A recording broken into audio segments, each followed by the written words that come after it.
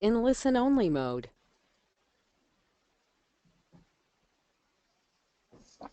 Hello, everyone. Welcome to the sixth Gecko webinar. We are about to get started, but we see that there are still quite a number of participants that need to join. We have a very large interest on this webinar, so we're going to ask you to please bear with us. We'll be starting in a couple of minutes. Thank you.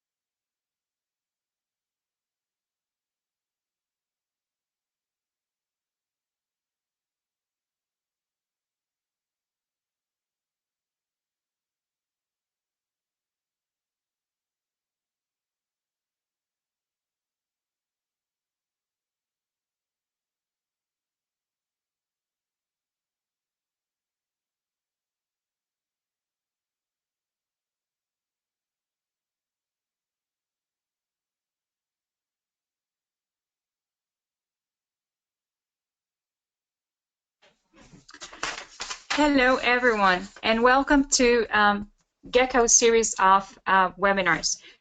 Today's session is dedicated to gender indicators, and we're very happy to learn that so many of you are interested in the topics. This is one of the highest registered webinars so far, so we're very excited to have you here on board, and we're hoping to have more of you joining through today's call. My name is Ana Rojas, and I am coordinating the energy pillar for GECO, which stands for Gender Equality for Climate Change Opportunities. And today we are co-hosting this webinar together with Energia, the International Network on Gender and Sustainable Energy, who've been kind enough to help us together with the subject matter and identification of panelists for today, which I am happy to say is a very interesting lineup. And I also want to take the opportunity to thank USAID, without whose support we wouldn't be able to have this series of webinars for you. Before we get started into matters, I want to run a few housekeeping matters with you. So as you can see, we have a large number of participants, and for this matter, you are going to be muted during the webinar to avoid disturbances from the calls. Having said that, if you look at the right-hand side of your screen, you will see that there is an option for a chat box. We would like to invite you to send your questions throughout the webinar using the chat function. We will compile them so that we can later on share them with our presenters. Maggie Roth, who most of you have already met through email, will be supporting us with any technical aspects from the webinar. So you can reach her also through the chat room. If you have questions about the webinar, do let her know. She will be collecting the questions, and she would also later on be sharing with you how you can access the video and the presentations of today's webinar, which would be uploaded to the green platform.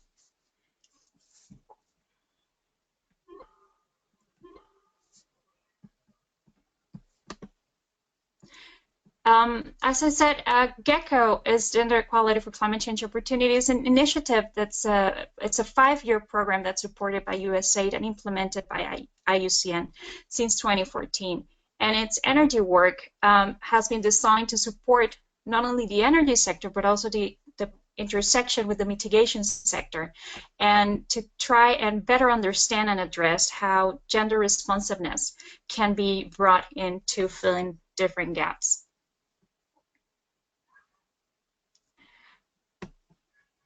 And knowledge creation. Apologies, but somehow the slides are not moving as fast as I wish. For today's webinar, we are facing a large amount of questions, particularly because there's an interest on measuring and understanding what are the impacts of energy interventions, and we've tried our best to reduce them to this 4, which is first and foremost, to get a conversation started, we need to understand which are the different platforms of discussions with regards to gender indicators, because there are several conversations happening at the moment at international level. And also, it is very important once you want to measure something to understand what are the different reasons that are behind this. And with that in mind, then you can actually try and understand what are the relevant gender aspects that you want to track. Also, we would like to bring together today in the webinar what are the advantages and disadvantages of having standardized indicators, and having this to assess access. And what could be the main challenges for collecting this information, because for some of us it might look like it's something relatively simple, but actually there is quite a lot of work and research that has to go behind this indicator. So we would, through the presentations of today, we will walk through and provide as many answers as possible to these questions. Today's agenda for the webinar, as you can see, was first the introduction and welcome to you all, and then we would get started into the matters. We would have Anna Maria Koiman giving us the stage of where it is that we are, what is relevant, and why, how, and who is doing this data collection.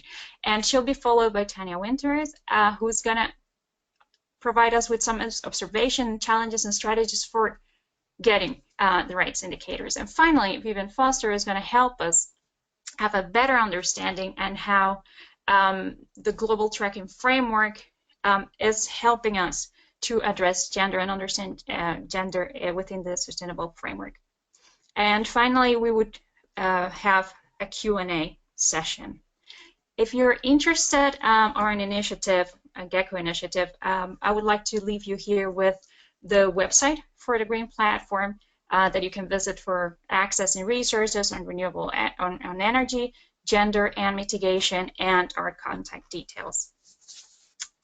Now, without further ado, I would like to get our conversation started on gender indicators and why it is so important to understand how this can help us have a better grasp on the impacts of our interventions, not only because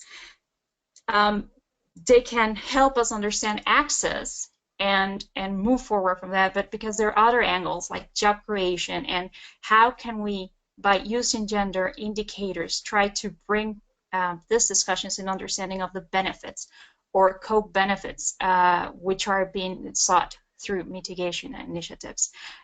So to bring a little bit on the context of what it is that we're talking about and where are these conversations happening with regards to gender indicators for the energy sector, I would like to invite Ana Maria Koyman as our first presenter. Ana Maria Koyman van Dijk is the research program coordinator at Energia. As such, she's involved in the management and coordination and supporting research and development synthesis outputs of the Energia Gender and Energy Research Program, which is funded by DFID. Prior to joining Energia, she held several positions at the University of Twente in the Netherlands, for example, as senior researcher and strategic advisor at the Faculty of Science and Technology, Sustainable Process Technology Group. She was an assistant professor from the Energy and Sustainable Development at the School of Management and Governance at the Center Studies of Technology and Sustainable Development. She also has a PhD, so she was a researcher and a lecturer. She has a very strong interest in linkages between energy and social context and development, and that is why her PhD dissertation was on energy and development. It was published by the Power to Produce. It looks at the role of energy in poverty reduction through small-scale enterprises based on empirical data collected in the India Himalayas. She's also worked at the Energy Research Center for the Netherlands, ECN, for 5 years. Ana Maria, it's always a pleasure to listen to you, and I'm very much looking forward to your presentation. The floor is yours. Thank you very much for that introduction, and I would like to welcome everybody listening to this webinar also from Energia. And I can provide you a very short introduction. There's so much to say about this, but a very short introduction on the why, who, and what of gender indicators in the energy sector. Energia is an international network on gender and sustainable energy, and we have a vision. That vision is that women and men should have equal and equitable access to and control over sustainable energy services, which should be an essential right to development. So with that vision, we have several activities looking at ways to influence policymakers, international platforms, advocacy, gender mainstreaming, national work, and women's empowerment. And we also have a research program. This research program is one of the contexts for within which energy indicators are very relevant, and gender indicators also. We have a research program called the Gender and Energy Research Program, which has the specific objective to build and analyze empirical evidence for policy and practice. And we have a large team of members, experts, and from all different countries and different universities, research institutions, and NGOs. I know some of you are listening, so I'm really happy to have you all here. And this is a research program which has such a strong relevance in this indicator development work, because it is building not only insights for research but also for policy and practice. So it's relevant and reaching out. The donor for this research program is DFID, and we have quite a lot of time yet to collect our empirical evidence. At this moment, the teams are building their framework and are going to be doing the empirical data collection. The teams are spread out over different themes. These are impacts of electrification, productive uses, political economy, energy sector reform, and private sector. And we also have a separate team working on lessons learned on gender approaches. In all of these different themes, from all these different perspectives, indicators are very relevant for communication. Communication between researchers, communications between research and data collection, and communication for policy and practice. So I'm trying to go to the next sheet.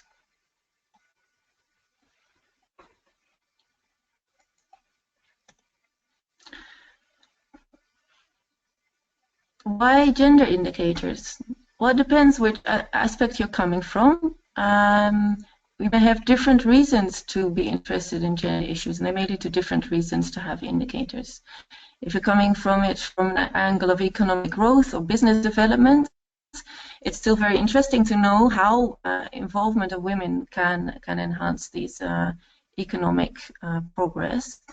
From an angle of poverty alleviation, the equity of the poverty distribution is relevant. But there are also many groups and building and developing work to decrease inequity and maybe to build empowerment for women, and working towards a transformative societal change. So that really influences what kinds of activities will be done and which types of objectives should be reached and what you would like to measure. Why would we want to measure them? What is the need for indicators? Well, first of all, I need to say that indicators need not only be quantitative, but still, we want to characterize differences. For example, before and after a project through monitoring and evaluation. And also to improve interventions at different levels, and not only at policy, but also at business, organizational, and at technology development. Not only enhancing the positive impacts, but reducing the risks of negative impacts. That's something that is sometimes forgotten. That a gender-blind approach, so ignoring differences between men and women, between their energy needs, between the ways of functioning, between societal roles, can actually have a risk of negative impacts. Then a reason to measure gender aspects, gender issues, is also to attract investments. Can have additional value to involve women, and additional value of investors to have women involved or to have benefits for women actually accountable. And then to inform areas for intervention, so which areas need interventions for policy or for other strategies.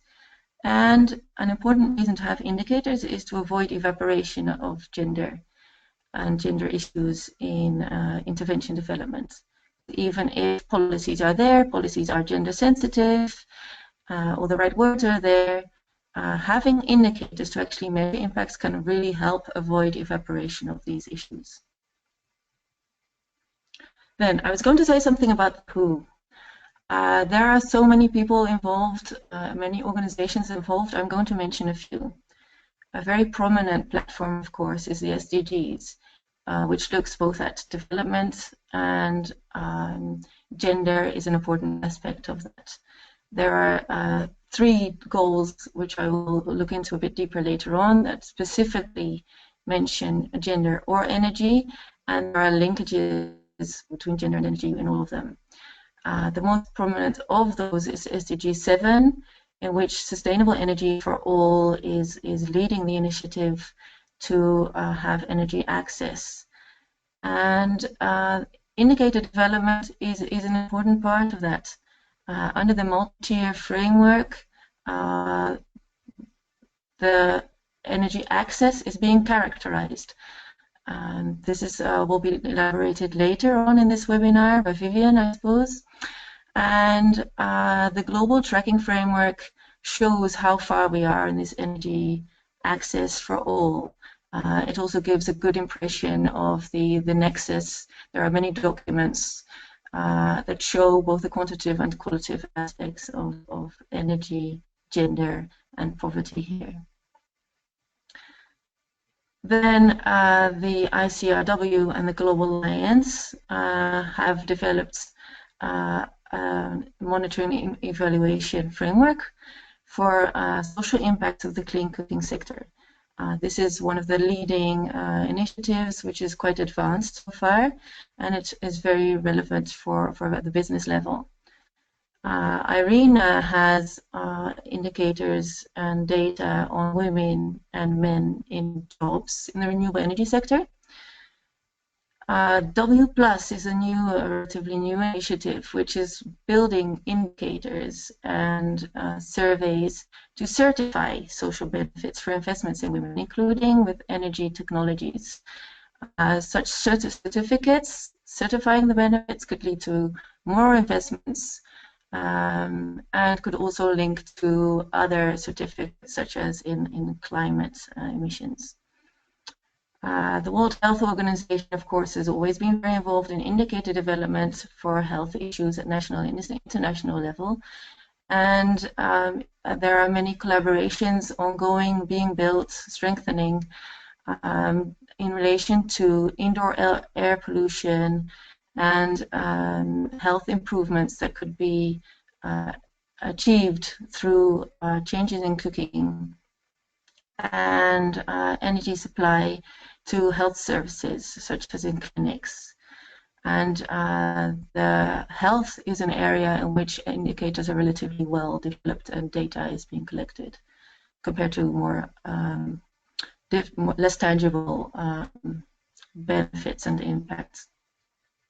Then at a very different level, the energy research and gender energy research program is also looking at gender indicators, and we can call ourselves a platform, and we are open to inputs from all of you and the outside world to build evidence and understanding of the links between energy, gender, and poverty. That this is not a matter of only a few parties can be seen by an example of the statement on the inclusion of clean cooking in the SDGs. The Global Alliance and Energia built a statement on this clean cooking, and a large number of other groups, NGOs, and international organizations support such statements. And it's very important to have such a large group and representation of actors for this consultations and participatory processes for the SDGs. So this is only one, and there are many more, and many of you will recognize your names or institutions' names in this. Then there are developments in indicator development. So they can come either from the energy world or from the gender perspective, but also from other approaches. From the perspective of women in development, UN Women is focusing on the enabling policy environments, looking at issues also for cooking and maternal health and female entrepreneurs. Some of these indicators that UN Women needs may already be available from the SDGs. On the other hand, UN Women is also influencing the statistics on women and can be a strong stakeholder in developing new indicators and increasing the availability of data. From the perspective of energy investments, SMAP is collecting a lot of data, and AFREA is also working on gender-sensitive approaches. And this, from an energy perspective, it would improve access and help world-backed energy projects. Then, from the perspective of employment and labor, organizations such as the International Labour Organization has a huge database on enterprise, industry, and productive uses. And energy is an important factor needed for labor, employment, industry, and they also have sex disaggregated indicators. So analysis of such data could lead to more specific insights on gender and energy, even if they haven't been developed specifically for that purpose. Statistics. There are so many statistics, and the improved availability of statistics, improved communications will help identifying and prioritizing. The UN Statistical Commission has a minimum set of gender indicators, which are both quantitative and qualitative, and even these could be used to combine with other indicators to gain more insights into gender and energy nexus.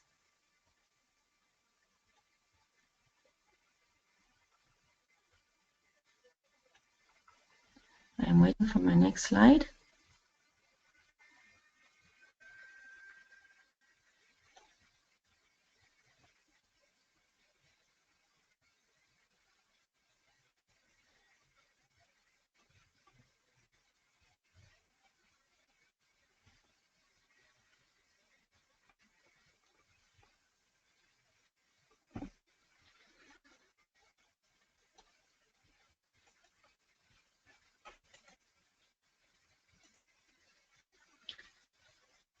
When we look at gender issues along the energy chain, you can see different aspects in which indicators could play a role. From intervention to the endpoint impact. If we start with interventions, indicators could be used to see whether women are actually represented in the supply chain and how many. But also more qualitative indicators can be used to assess the gender sensitivity of approaches and of regulations that influence both the energy supply and access for women, for example. Then what most of you might be thinking of is the characteristics of energy supply when you think of gender issues. Which energy carriers are available? Is it fuel wood or is it electricity? So this actually has a gender, it's a very strong gender issue. And looking at the priorities for energy services is important. So do the characteristics of energy supply actually support the energy services that men and women need? Then in the orange box, we see that energy access is typically assessed at the level of male and female-headed households, if there is any gender assessment at all. But that very little is known of the distribution of use of energy services within the household. So that's another indicator or a group of indicators that could be used. And then finally, you come to the impacts. What is the distribution of benefits of these energy uses or of this involvement in the energy supply chain, and how does that contribute to the development goals? So if you look at it like this, you can see that there are different types of gender issues along the energy chain. The current indicators do not necessarily address all of these. There are indicators existing on deployment, as I mentioned Irina already. Indicators on access are coming up fast, especially with the global tracking framework. And then impacts. They're on certain domains. Not all domains have data, but domains such as health and time, there is some data already. Empowerment, education, food security, income, assets, employment. There is data, but not so much linked to actual energy supply. More at project level, case level, project evaluation, but not so much at national level or larger tracking of aspects in general. And there, it's very important to really, impacts do not follow automatically from access. And it's important to realize that not all domains may be as relevant. I'm going to skip this because I am a bit slower than I was meant to be. The types of indicators can be categorized into categories of impacts, well-being, financial, and empowerment. And for each of these categories, you can develop dimensions, and for each dimension, you can develop indicators. And you'll see that actually capturing well-being or capturing empowerment may require a whole set of indicators. And that linking available data on energy access and on indicators that may be available from other fields, such as on the bottom right-hand corner, mobile accounts. Having phones or not may be able to provide more insights on gendered benefits of access. The global goals for sustainable development, there are three in which gender and energy are very strongly linked, and I think this will be mentioned in the later presentations. We're very happy that this attention and awareness is now really very strong. A key point from the SDG process coming out from the experts involved is that for information on gender, data disaggregation on sex is not enough. It is needed that you need to know who is being left out and to identify ways of bringing those back in. So working not only with the decisions but also with policymakers. The work on the MultiTier Framework is providing much more quality on the insights than a binary access could ever have. So it already provides a lot of detail on assessing links between access and benefits. But beyond that door, what happens within the household, there's much less information available. And that is information that is much more difficult to collect than access at household level. Access may differ for men and women. There may be different priorities for energy services. Impacts of energy services may be different for men and women. The required level of energy services may be different. And the roles in policy environment that influence links are different. This is the type of information in which research is necessary, and it will definitely not be possible to do national-wide indicator data collection for all of such aspects, but the research coming up may provide some insights on what are the priorities. So finally, what I would like to suggest for follow-up is collaboration. You see the first 3 points of collaboration. Collaboration to share indicators, collaboration between fields of gender and energy, and collaboration between indicator development and users. So I hope you are among those and are willing to collaborate. And what we are doing with the research is trying to establish the links, the causal links, so you can understand the links between access on one hand and impacts on the others. And maybe there will be a lot to be gained from an analysis of existing data.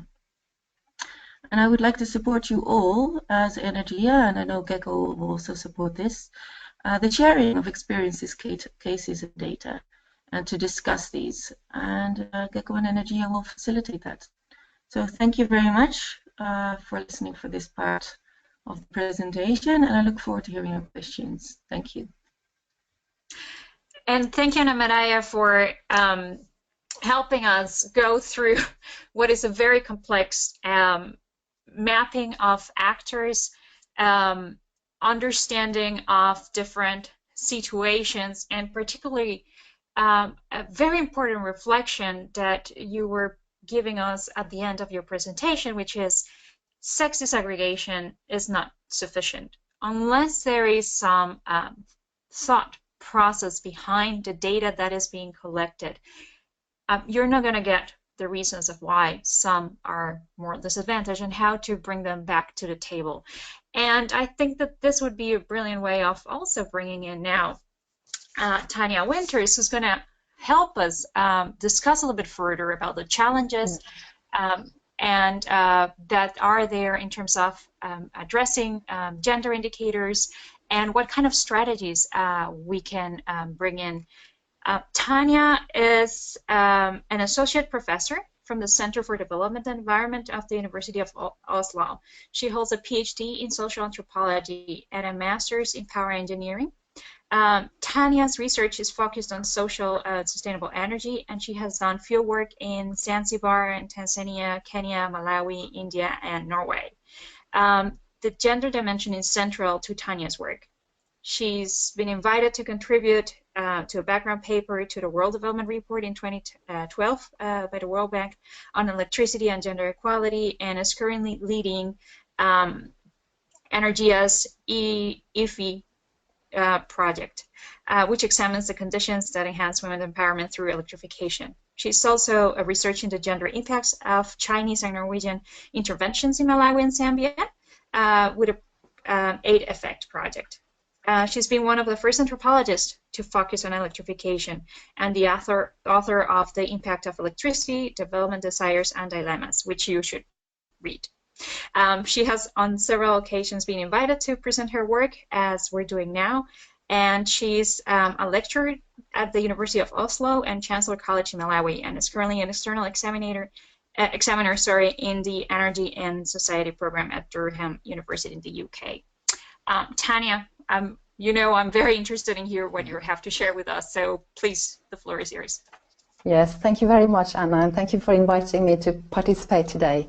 This is very much a work in progress, so I'm going to appreciate any kind of feedback and questions in the aftermath. So we're looking at gender indicators, and I will share with you some of the observations we've done and the challenges and strategies for making this qualitative work, also covering quantitative mapping of the impact of electrification.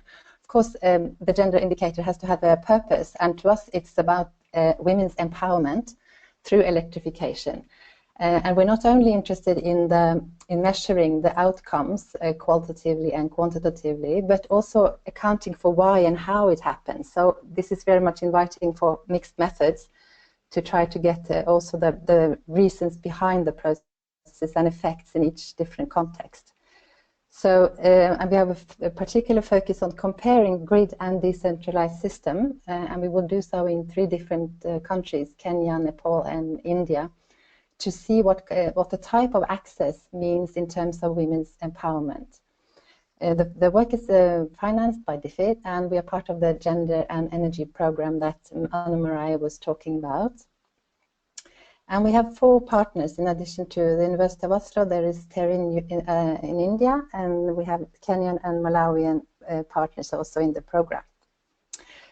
So I will share with you just 3 problems that we observe when we have now reviewed the literature. That was the first year, and before we embark on the empirical study. So we are just about now to formulate our indicators, and I will share some of the problems. Because the literature review tells us that empowerment is defined and conceived in so many different ways. Probably not a surprise to many of you. And many also just focus on, for example, well-being, the gendered impact on electrification on well-being, but without even mentioning empowerment. Another problem is that gender goals in interventions often have a variety of goals included. This is not a new observation, but it somehow also reflects in the literature on these interventions, that either is a focus on welfare, or economic empowerment, or political empowerment, and often empowerment is meant in this political way. But the problem is that in the energy sector, often these 2 ones are considered as irrelevant for electrification projects. So one project can't do these things. So instead, the focus ends up being on welfare. So what we try in our review is to also see how these dimensions are interlinked, how welfare can produce political empowerment and vice versa. Somehow these are linked. And the third one is then the fragmented evidence that comes out of the various themes and topics that have been given attention, and also the various methodologies for doing and looking at this. And before I go and give a glimpse of what the literature showed us, what the various methods have looked at, I want to show you the framework that we are currently developing. And it's rooted in socio-technical system and practice theory in the first place, and I will not go into those, but look at the third part of our framework, which is empowerment as such, and how we intend to measure that. So these are some definitions and assumptions we draw on Kabir particularly, where gender is, of course, socially constructed and concerns the relationship between women and men. It means that we can't only measure the changes in situations of women, but also of men. And gender equality is very important to our framework. This division into 3 dimensions. We have equal rights, access to resources, and power to influence matters, agency is the last one. And so women's empowerment, we conceive that as the process towards gender equality, implying that all these 3 dimensions should be measured. Now it's getting complicated. But before I show you our model, then a very short look at what has been found as evidence from statistical studies.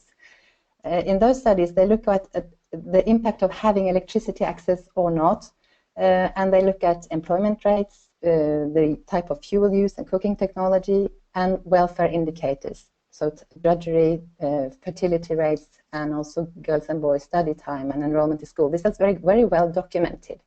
And some also look at attitudes to norms that discriminate women.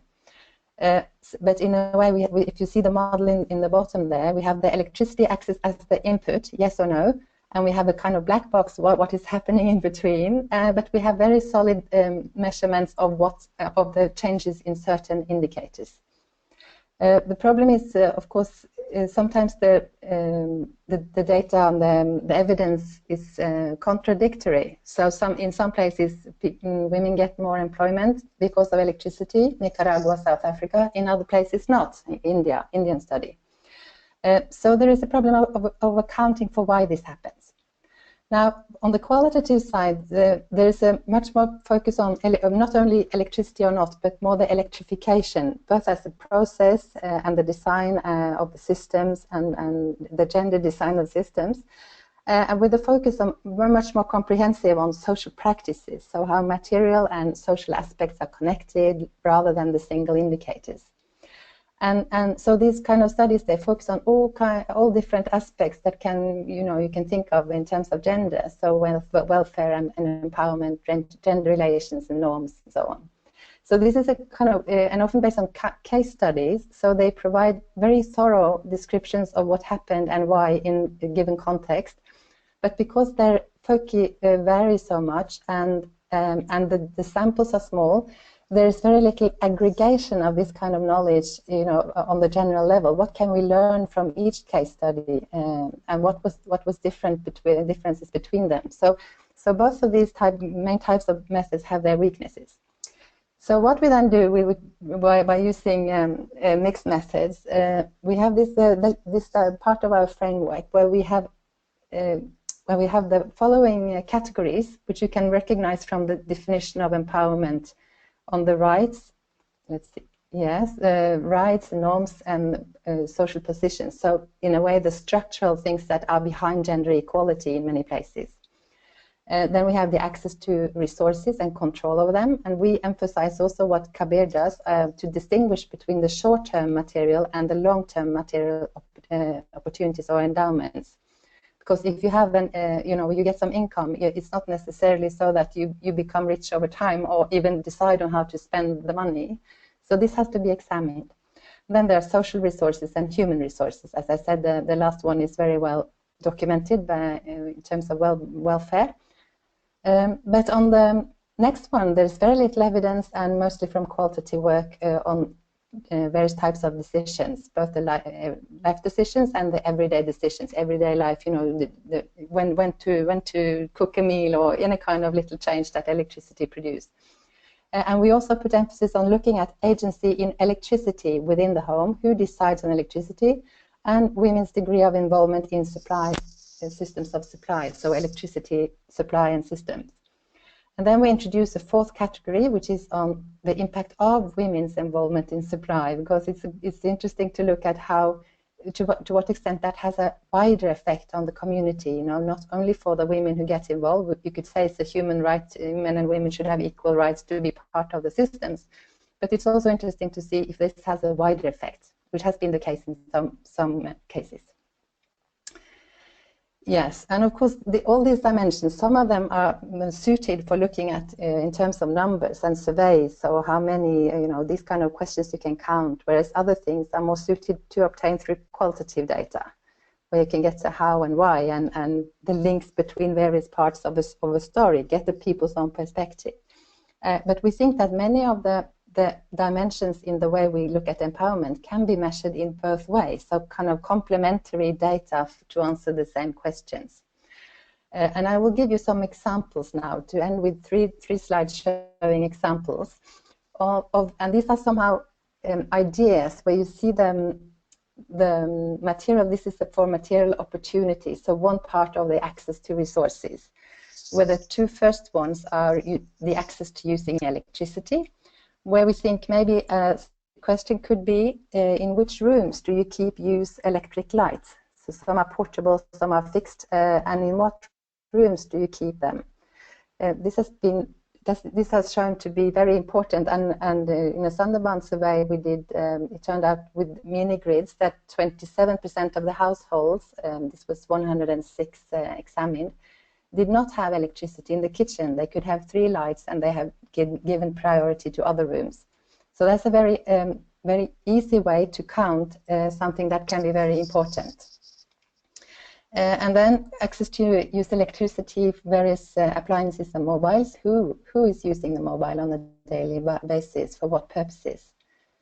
And now the 3 following are more related to poverty and the general situation, how electricity affects income.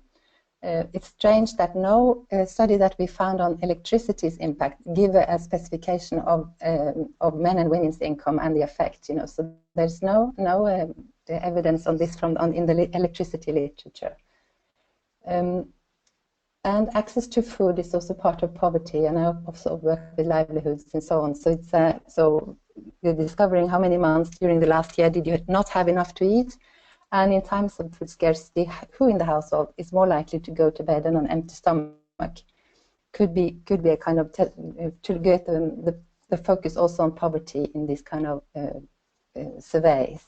But we have to be very, very selective. We can't include everything because electricity concerns so many aspects of life, and empowerment is a comprehensive model we have chosen. So the selection of the indicators is crucial.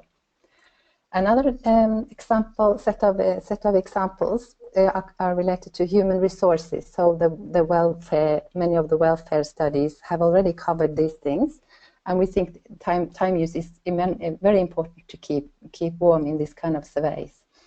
So time spent collecting firewood per week. This is very straightforward. Also for water, how much time and who all the time, who is doing what. And the second one here is kind of mix of various concepts we can measure several things with the same questions, but how many hours per day various household members watch television. And there's, in the literature, it says that there are signs that the type of television programs you watch also has an effect on norms, gender norms. So it's also interesting to go a bit into content and look at what channels and programs people watch and prefer. Again, this is drudgery, spending the evening, what you do. So how get the gendered and children also in what they spend the time doing in the evening. This could also be related to more than drudgery. For example, access to information. Television is very important. And safety is relevant, of course, for electricity. If you have street lights or just lights outside the households, it's interesting to see how if it affects mobility and the feeling of being safe outside. So the last slide is going towards the more structural, the more deeper level that can be, that produce inequality and also agency and norms. So the first ones, which is crucial in our previous experience, is to ask who owns the land, the house, the mobiles and appliances. Who's the owner? Who purchased and owned? And you have a simple question on who keeps the bank account and or is member of saving groups to get the long-term financial security and impression of that. And then you have here is a kind of normative question. You could also ask it more concretely, but when a person earns an income, to what extent are they free to decide on how to spend the money? You could decide on the ask about the last income of a person in the family and what was it used for and who decided. And of course, decisions regarding electricity, who decided to obtain access, who decided to purchase the appliances, who paid for subscription and consumption. Often we have seen a link if there is a grid system that the person who owns the house is also the one who subscribes and also decides more on where to put up lights, for example. So getting all these decisions, and these are, in my experience, also not difficult to ask because they're concrete. So it's not even sensitive to ask them. It's okay. Okay, and then we have some norm issues, and these come from the literature on typical questions that have been used to assess attitudes to discriminating norms. Do you think a husband may be entitled to beat his wife, for example, in the case she burns the food or something? You can link it up. Do you think that women and men have the same capacity to serve their country? This is a bit big as a question, but it has been actually a finding in one study that even men thought that they had got a new vision of women after women were involved in supply. So now they could also serve their own country. It's a very important value often. And then you have the last one here is more linked to practices also, not only the norms, but how many times during the last week did a male member prepare a meal for the household? Where some evidence show that when you have appliances and modern stoves and so on, there seems to be a higher likeliness that men will also take part in that kind of practice.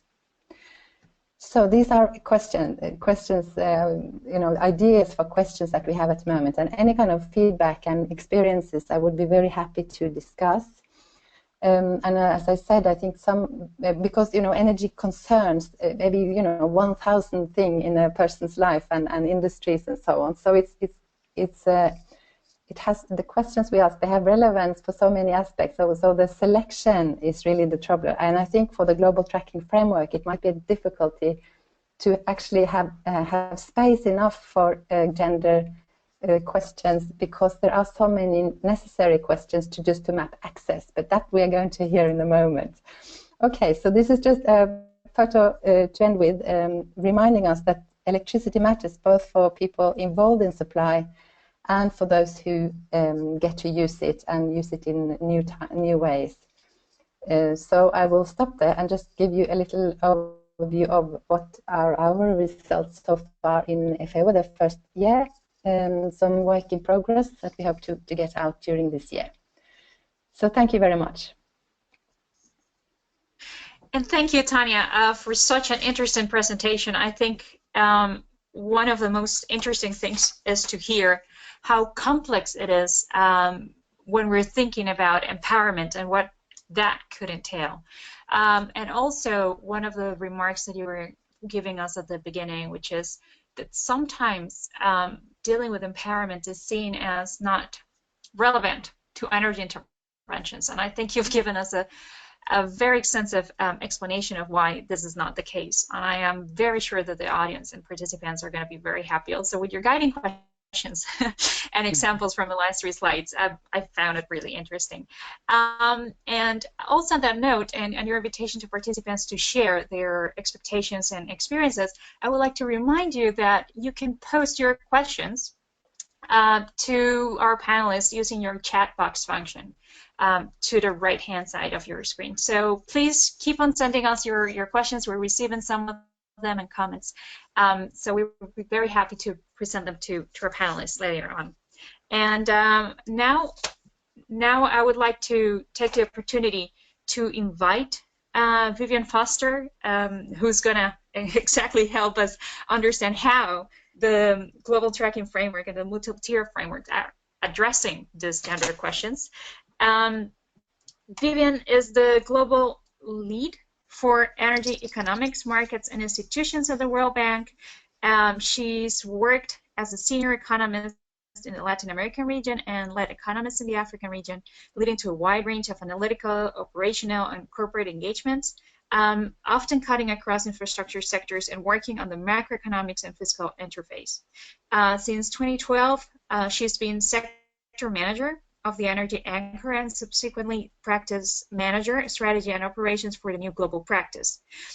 Vivian was a core member of the team that developed and secured the board consensus on the energy sector directions paper in 2013. And she's positioned the bank as the knowledge hub for sustainable energy for all initiative, developing a program of data-driven flagship global knowledge products, which include the global tracking framework and the readiness for investment in sustainable energy, which has been done in collaboration with external agencies. Vivian joined the bank in 1999 as a young professional, and before she worked as managing consultant of Oxford Economic Research Associates Limited in the UK, and advising private and public sector clients, both in Europe and in Latin America. And she holds a doctorate in economics from the University College London. Vivian, for us it's a pleasure to have you on board, and we're very much looking forward to your presentation on the Global Tracking Framework. Thank you very much indeed, Anna, and I'm delighted to be participating in this very interesting discussion about energy and gender measurement. I do hope that you can both hear me and see my presentation. Good. So the topic of my brief comments will be on how can the Sustainable Energy for All Global Tracking Framework help to improve our understanding of the energy-gender nexus. And I think our first two speakers have done a fabulous job of really laying out a conceptual framework, illustrating the complexity and depth of the issues involved. And I think we'll come back at the end to the question that was just posed by Tanya about, how much justice can we really do to all of that complexity in a global monitoring system of this kind. I'll perhaps begin by just laying out what the SE for All Global Tracking Framework is. This is an initiative that came together in 2012. A large consortium of partners came together to try and come up with a methodology and a data platform for tracking progress of all countries in the world against the 3 Sustainable Energy for All objectives. The first report, including a 20-year database going back to 1990, came out in 2013, and in 2015 we did the first update report that looks at progress between 2010 and 2012.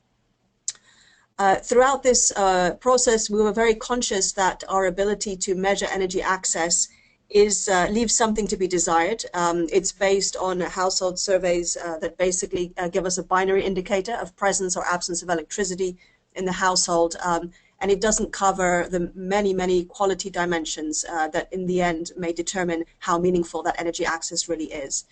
So in parallel to the Global Tracking Framework, we also worked in a partnership setting to develop the MultiTier Framework, which is a more sophisticated methodology for measuring energy access, which I'll describe later. But you can see here in this slide the cover of the report that brings out the methodology for the MultiTier Framework, as well as the 2 first Global Tracking Framework publications. As I mentioned, this effort was very much collaborative with many institutional partners from the Sustainable Energy for All movement. And for the second Global Tracking Framework, we realized the importance of the energy gender dimension and invited Energia and UN Women to come into the consortium, which they happily did. And as a result of that, we were able to include a chapter on the energy gender nexus in the 2015 report. Just to give you a quick flavor of what the Global Tracking Framework does, it's a good way to think about it is it's like a global dashboard which enables policymakers to see how fast the world is moving towards the 3 objectives, which are now, of course, enshrined in SDG 7. This speedometer chart, essentially 100% is the speed at which we ought to be moving to meet the SDG targets by 2030. And what you see here is that in the case of electrification, symbolized by the light bulb, we are moving at about 2/3 of the speed that we need to move to reach universal access. And that represents a substantial acceleration of progress relative to the last 2 decades. So we're not moving fast enough, but we're really accelerating relative to the past. In the case of cooking, the situation is quite dismal. As you can see, in the case of cooking, we're actually moving away from the universal access target because the level of progress is so small. And in fact, we've done worse in the last couple of years than we did in the prior 2 decades. So we find a very stark contrast in the global tracking framework between a relatively encouraging story on electrification and a rather dismal story on the issue of clean cooking.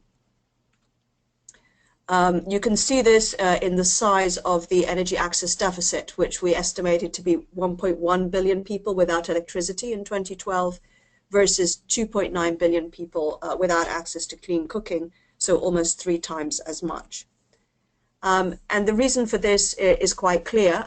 The global population is expanding by 80 million people a year. We are managing to electrify 111 million people a year, so we're keeping ahead of population growth, making progress. But in the case of clean cooking, only 60 million a year are gaining access to non-solid fuels. So you can see here the relative pace of change. In the turning now to more specifically to the gender energy nexus, as I mentioned in the 2015 report, Progress Towards Sustainable Energy, we did have a dedicated section or chapter on this topic, and really tried to stand back and distill what are the main conclusions that we know from the literature. Certainly plenty or significant evidence supporting the fact that modern energy reduces the time and effort of home-based labor, benefiting women in that way. Electrification creating opportunities for home-based businesses, creating opportunities for self-employment potentially for women who are home-based. We also see that in some cases the high costs of connecting to the electricity network can differentially prejudice female-headed households who may not have the same level of access to credit to cover high upfront capital costs of connection. We also found that street lighting was actually very important from a gender perspective, both improving female mobility and reducing opportunities for gender-based violence. So it's not only the electrification of homes, but the electrification of streets and the surrounding communities that can be very relevant from a gender perspective. In a similar vein, the electrification of health clinic facilities was found to be particularly critical for safe maternal delivery, particularly during the night hours. Some evidence that the emerging new bottom-of-the-pyramid energy enterprises that are providing decentralized access using various forms of renewable energy may increasingly be looking to women as valuable employees for the rollout of these enterprises. And finally, on the issue of energy efficiency, some interesting literature around whether women may in fact be more responsive to incentives for energy efficiency and sort of be the stewards of energy use in the household. So those are some of the sort of qualitative findings that emerged from the literature. As part of the GTF 2015, we also took a look at what the traditional household survey evidence base is telling us. And they're really the only reliable gender-relevant indicator that we could come up with was looking at the difference in electrification between male and female-headed households. The household surveys do include some evidence on time use, but it is quite heterogeneous and not necessarily collected in a consistent way, and so it's difficult to do comparisons of that. But in the case of the electrification of the gender of the head household, it is possible to produce some results. So in this chart, we see the electrification rates distinguished between the blue, the male-headed households, and the green, the female. And the red dot tells you the difference in access, and you read that from the right-hand axis in red. And I think what's striking about these results is in some ways they raise as many questions as they answer, because first of all, you'll see that the gap between male and female-headed households varies hugely from countries where it's almost negligible to countries where it can be as much as 10 percentage points or more of the population of difference in access rates. But the other striking thing is that the direction is not always the same. So there are countries, say like Angola here, where clearly male-headed households are more likely to have an electricity connection. In countries like Ethiopia, where it looks to be the other way around. So what these results tell me is that there's no clear pattern, and we don't entirely understand what is really driving these differences between countries. When we do the same analysis for access to non-solid fuels, we find actually that the differences between male and female-headed households tend to be smaller across the board, although there are some examples like Nigeria where the differences are quite large. And here, once again, it can go in both directions, although overall it seems that it's more likely for there to be higher access to non-solid fuels in female-headed households than in male-headed households, perhaps reflecting the different priorities of the decision makers in the two cases. So what I've explained up to now is all around the global tracking framework and the traditional binary measure of access. But I think where this work stream can contribute more is in the new measures of energy access that we've been trying to develop and roll out. So I wanted to say a quick word on the multi-tier framework. It was mentioned by one of the earlier speakers. The key difference about the multi-tier is that it looks at 7 dimensions of the quality of energy access, including the load, how many appliances can your electricity connection actually support, the hours of service, the reliability of service, the quality of service in terms of voltage fluctuations, legality, affordability, health and safety issues. And based on these 7 dimensions, it comes up with essentially 5 tiers of access to electricity. So tier 0, as you can see from the pictogram on the left-hand side, it really is no access at all. And then as you go up the tiers, you get a service that is able to support a bigger portfolio of appliances, if you like. So at a tier 1 level, which could be provided by a very small-scale solar home system, you may, or even some kind of system of lanterns, you could get basic lighting and maybe phone charging. As you move into tier 2, certain appliances, small TV, small fan become supportable. As you get into tier 3, you can start to think about other types of appliances. Tier 4 is the first tier that supports refrigeration, which is obviously an important threshold.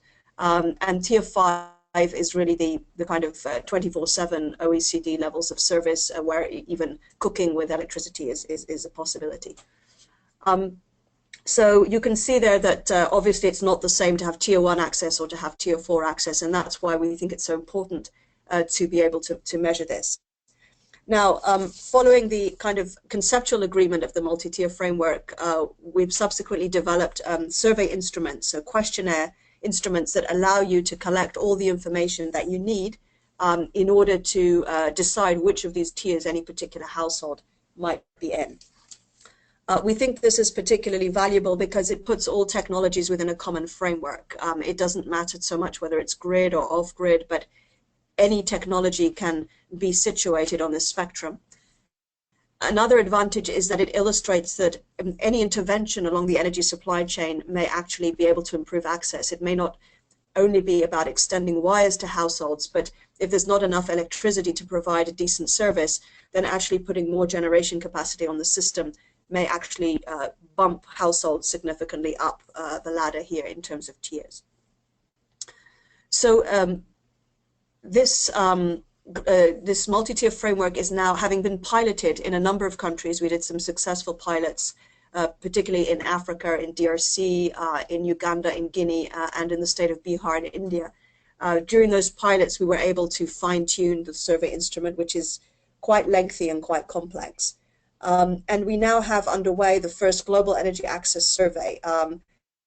All the access information we have at the moment is from, one-on-one country surveys done at different points in time, and using the binary metric. Now, for the first time, we're going to the top 10 or 15 access deficit countries in the world and simultaneously administering this much more sophisticated survey instrument so that we can collect information that gives us this much, much richer portrayal of what the energy access situation really is. So that brings us back to the key question, which is how does this contribute to gender understanding? There are 2 versions of the multi-tier survey instrument. The full version, which runs to about 45 minutes in the household, is extremely rich and includes a lot of information that's relevant from a gender perspective. I should stress, as was mentioned by Tanya, that the primary objective of this questionnaire is to measure multi-tier access. It's not designed with the primary objective of clarifying gender issues. But because it goes into so much detail about energy service, it enables us to get a richer picture of some of the gender issues than the traditional survey instrument with the binary metric. In particular, disaggregation of the energy access statistics according to gender. In the case of electricity, some insights on the dynamics regarding the use of electricity, and this comes back to some of the empowerment issues that were raised by an earlier speaker. So we're able to ask, we take quite a detailed inventory of electrical appliances, and we're able to ask who actually took the decision to purchase this appliance. Was it the man or the woman in the house who took the decision? In the case of cooking, there is a lot of information around the time spent on both on cooking, collecting fuel wood, preparing fuel wood for the stove, and the actual cooking time, the time of exposure in the kitchen to the indoor air pollution is also carefully documented.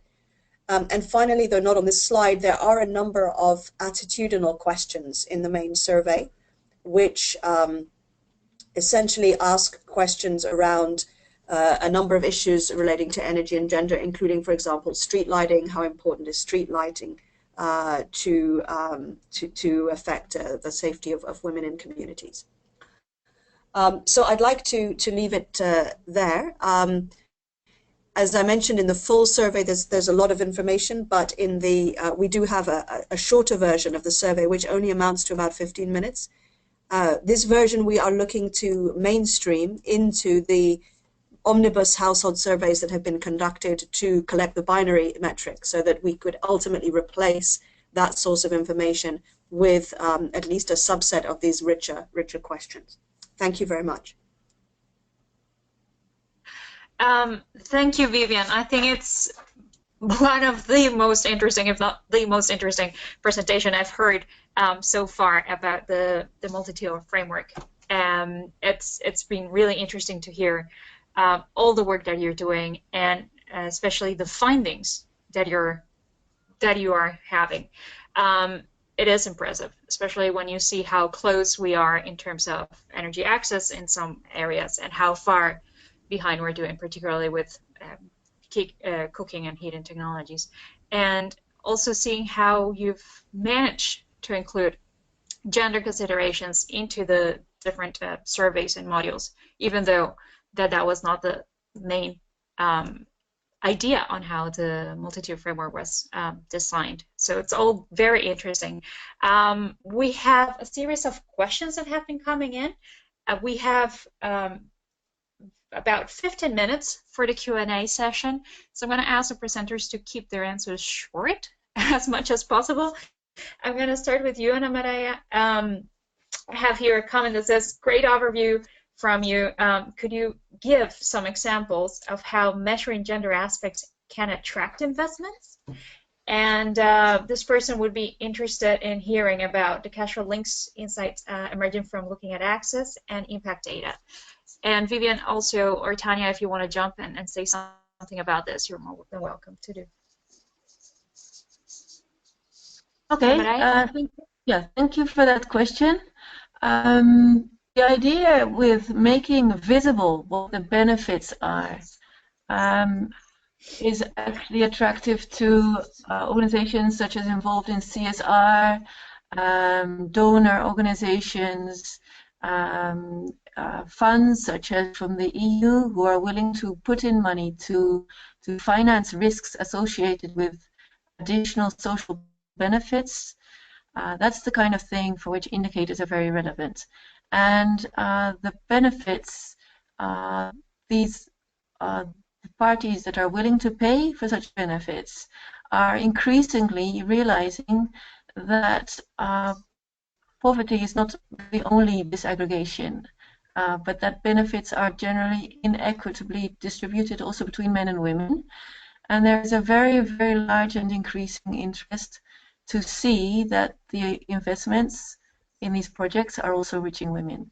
So in that sense, the additional costs of reaching groups that are more difficult to reach can have more investments by making the benefits visible through indicators. That's my the few examples that I have. Thank you. Tanya, I have a couple of comments for you. Maybe you would like to address. First one is in relation to the matrix, in which you had 4 points in the latest. The last one was on systems of supply. And the comment I have here is that perhaps that final point should also include systems of distribution in assessing women's empowerment through electrification. So I was wondering if you would like to respond to that. And I also have a question that's asking to clarify about the links between electricity use and access to food. Mm-hmm. Good, thank you. Yes, I agree that the fourth dimension there where we mentioned supply, by that we also mean distribution. So it will be, you know, customer service and any kind of way that lanterns or fixed lines get into homes. And you know, so the link from the system, anybody engaged as agents or involved in system, their involvement, women's involvement in that versus men, and so it includes distribution. And on the yes, the other question is also very good because it might not seem directly relevant why food is relevant for electricity, but that comes back to the framework we use, that we're not only interested in electricity uses, but the impact on people's lives and the gender relationship and their access to resources. And within access to resources, of course, food is a very immediate and important resource. That's why we do this, and it makes the framework complex. But we think it's better to have kind of variety of things to look at to get the broader picture than going all the time into only details on electricity. We think we get a righter view of their situation and the impact in total. Thank you. Vivian, I have one very interested person from the Caribbean that says the following. They've seen that the work you're conducting is very active in 3 Caribbean and Central American countries, and they're very much interested in finding out which ones these are and what it is that you're specifically doing there. Okay, thank you very much, and good to hear of the interest. This project, well, the Global Tracking Framework, of course, is covering, you know, all countries in the world, pretty much, as we have data availability. The MultiTier is targeting more some of the larger energy access deficit countries. The map that I put up, which may have been the source of the question, does show a number of points in the Caribbean and Central America. This is the set of countries that are being considered for the work, and I'm not sure exactly which ones, whether they've all been finally decided. I know some countries have been finally decided and others not. I believe that maybe Haiti is the dot that was being looked at in terms of being one of the highest energy access deficit countries in that part of the world. And the Central American countries, I don't recall if it was Nicaragua, Honduras, or Guatemala, but I think it was between those 3 that we were looking at. So I'm not sure which of those will finally be covered in the global survey, but we will certainly have, I think, 1 or 2 countries from Latin America in the picture. Thank you. I have another question here for Ana Maria, and I find this would be very interesting. There is a request for you to further elaborate, explain about the idea that sex desegregation is not enough. If you could expand a little bit so that it's clearer to us why that is the case. Good. Thank you for that question. Actually, that was going to be one of my key points on the takeaways. Sex desegregation actually just disaggregates what are the differences between men and women in things that you're already measuring.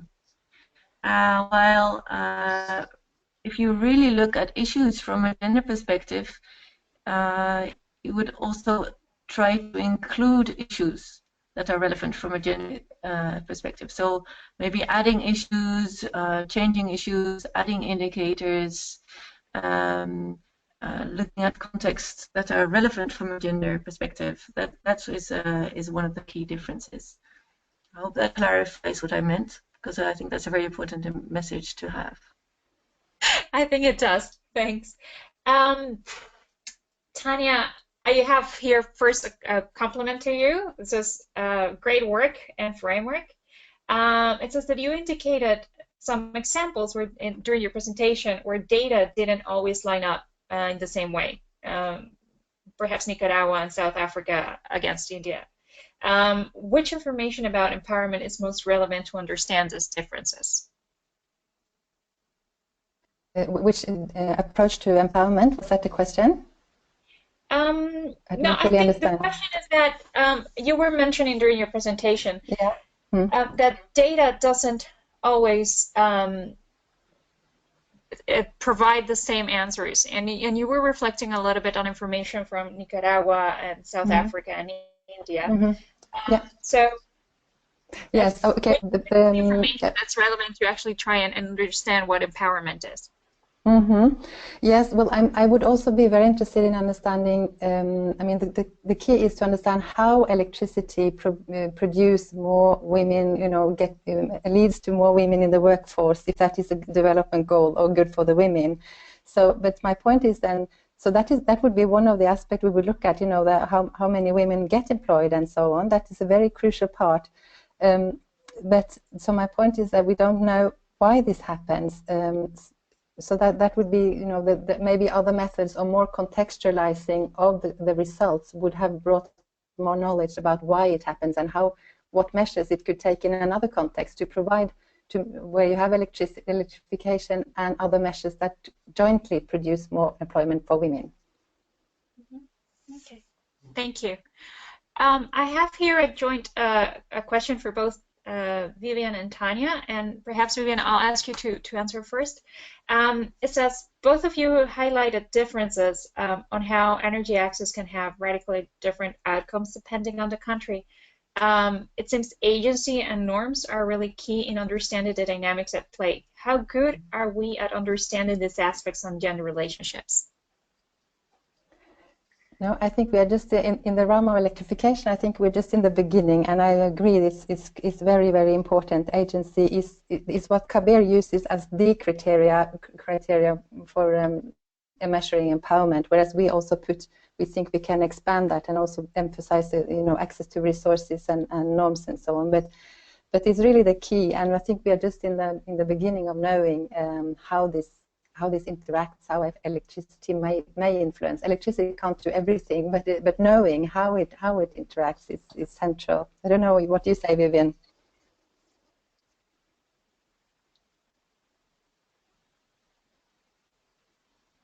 Yeah.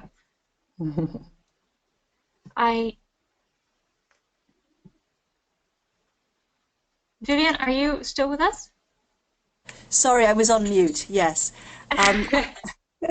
I certainly agree that we're at the early stages of our understanding on the cultural norms and the household dynamics. But the only thing I would add is that I think policymakers who are sensitive to gender issues in electrification programs can actually try and come up with policies that are more likely to, you know, to counteract any inequalities that may be there. And we've had experiences in Laos, for example, of designing electrification programs that target certain benefits towards female-headed households to avoid them being disadvantaged in accessing newly available services. So there's a policy dimension to it as well. Yes, and we did a policy review, and one of the outcomes was to emphasize the need to look at sister policies, not only electricity, but also the other policies in the realm of development and gender, to see how they can also be aligned to produce more powerful effects. This is great. Yeah, sorry. I just have, I know that Tanya, you also wanted to ask something or share something with the rest of us. Yes, I just had a quick question to Vivian regarding the framework, like global tracking framework, and that it seems that you're going to continue to use male and women-headed household as the way to provide disaggregated statistics, and there are some huge problems with using those categories, of course, because male-headed also include female members, whereas female don't. And have you done anything to try to get beyond move away from that kind of categorization? I think the results I presented are based on the traditional binary surveys, and if your only information base is the traditional surveys, then there isn't much more that you can actually do. That's really all that the information can provide. That's why we feel that with the new, more sophisticated surveys that are being rolled out under the MultiTier framework, we may be able to improve on that. Having said that, I don't think that we'll be able to go very deeply into the whole composition of the household and so on. So other than in the areas I indicated, where I think we'll have additional insights, I don't think we can do full justice to the internal dynamics of the household, because I think that's a research topic in its own right that goes somewhat beyond what we can integrate into a measurement of energy access. Wow, thank you, Vivian. I have one final question I want to share with all three of you. I'm going to read it. It says, hello, for those who are interested in conducting research on going into development practice with a focus on gender energy nexus, do you have any recommendations on what to study at a graduate level? And Ana Maria, perhaps I start with you. In general, what to study? Yeah, so if you want to work on this gender and energy nexus, what would you recommend someone who's interested in undergraduate? Yeah, to follow. Okay, look beyond the door. Look beyond the door of the household. And if you want to be more specific than that, I think we would welcome you to have a look at the information on the research program, where we have a lot more specific information. I might trigger some more detailed questions, or to talk with us, and we can discuss all options. There are lots of universities involved who may require some help in their research, so contact us. Tanya? Yeah, I would say for a master, for example, I would say just one place where they just had electricity, and just find a place to stay in the village for 3 months and hang around and ask questions and observe, and you will provide very useful knowledge. Okay. Vivian, what's your take? I totally agree. That's what I wanted to say. Also, field experience. Spend time living close to communities, maybe in two contrasting parts of the world, and see it at first hand. Marvelous. So, I mean, it's an invitation for all of us to continue exploring and experiencing. Before we wrap up, I want to give each of you the opportunity to give us your takeaway message. So if you could summarize in a couple of sentences, what's the most important message you want to leave us with? Ana Maria, I'll give you the floor first. Thank you. I already had the opportunity to present one of my key messages on the sex desegregation not being enough. So now I'll go to the next one, which I think for indicator developments in general, it would be important to look at what is necessary to change in policy and practice to actually have impacts on enhancing gender equity. So which changes are necessary in policy and practice, and which information do those people in policy and practice need, and develop the indicators there, rather than just collecting a lot of information, because there's just too much information. It's so complex to try to focus on what policymakers need. That would be my key takeaway, and to invite people to tell us what it is they need. Thank you. Tanya? Okay, I would say that electricity's impact on women and men and the relationship between them is not given, and also that electricity and mobiles and appliances, they're so desirable. If you don't have them, you want them, and therefore it matters who become associated with them. And for research, this underdeterminedness is, it's making research very exciting, and it's a challenge to study, but very, very exciting. But for policymakers, I think they have a kind of choice here now, because this is a formative period with a sustainable access and sustainable energy for all and so on. So they have a choice whether to go for electricity light, in a way, go on, and which very much in many cases has been gender blind, or if they want to accomplish more through through the way that electricity is planned and organized and implemented. Brilliant. Thank you. And Vivian, your last message to us? Thank you. My main message is that with the Global Energy Access Survey currently underway, we will within about 12 months have, I think, a significant addition to our global evidence base through the MultiTier Framework on gender and energy. And we look forward to partnering with researchers to really interpret and make sense of that and see how it may contribute to our understanding. So we look forward to that collaboration. Thank you. Thank you to all three of you. I mean, for me, it's been a pleasure to moderate this conversation, which is what we ended up having. And I am sure our participants have had also a lot of insights and have followed, I know, with interest, our conversation. It honestly has been a pleasure, and I want to take this opportunity to invite also our participants to join us. If you're interested in further discussing about these topics and on gender indicators in the energy sector, there are platforms like Energia, but also within GECO we have a specific working group that is dealing with energy indicators, and we'll welcome you to join us. If you want additional information, please reach out to us. Maggie has shared her email with you, and you can also find us through the GREEN platform, which is the Gender and Renewable Energy platform hosted by IUCN's Global Gender Office website. And just reach out to us. And as Ana Maria and Tanya were saying, we're also very interested in hearing from you. What works for you? Which are the indicators that are more interesting or for your work or that you're working with? Let us know what you think. We're very interested. We're all about data collection and understanding where we are. So please share your experiences with us. I also want to thank USAID for their support. I mean, this series of webinars would not be possible without them. And to invite you also to our next webinar, which is going to be on gender methodologies for the energy sector. This is going to be a different type of webinar. We are co-organizing this one with Let's GP, the Low Emission Development Strategies Global Partnership, with their Asia Regional Partnership, and with their Energy Working Group. So we will be shifting a little bit in terms of time. It will be more Asia time appropriate, and we'll be sharing with you the final time and date for this webinar shortly. So with that invitation and with the invitation to share your comments and experience with us, I want to thank you for your attention and look forward to hosting you again soon. Thank you.